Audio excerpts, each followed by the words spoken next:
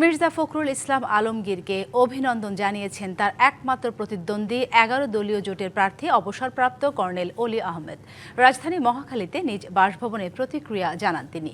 নতুন রাষ্ট্রপতি হিসেবে দায়িত্ব পালনের সততা, নিরপেক্ষতা, ন্যায়বোধ এবং জাতীয় স্বার্থের প্রতি অবিচল অঙ্গীকার থাকবে আশা প্রকাশ করেন তিনি।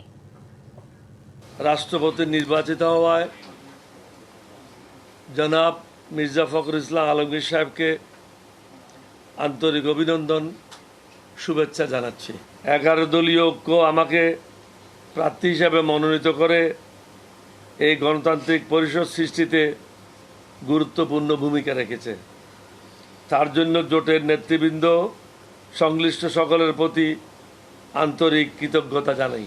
এবারের প্রতিদ্বন্দ্বিতা ভবিষ্যতে রাষ্ট্রপতি নির্বাচনকে কেবল ক্ষমতাসীন দলের সিদ্ধান্তের আনুষ্ঠানিকতার অনুমোদনে সীমাবদ্ধ না রাখার একটি গুরুত্বপূর্ণ দৃষ্টান্ত হয়ে থাকবে।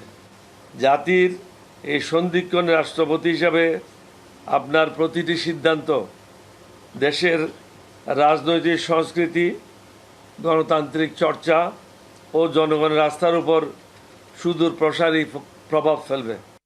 নগদ নিয়ে এলো হার না মানা হার অফার। সর্বনিম্ন 10,000 টাকা রেমিটেন্স নগদে পাঠালে থাকছে স্বর্ণের হার জেতার সুযোগ।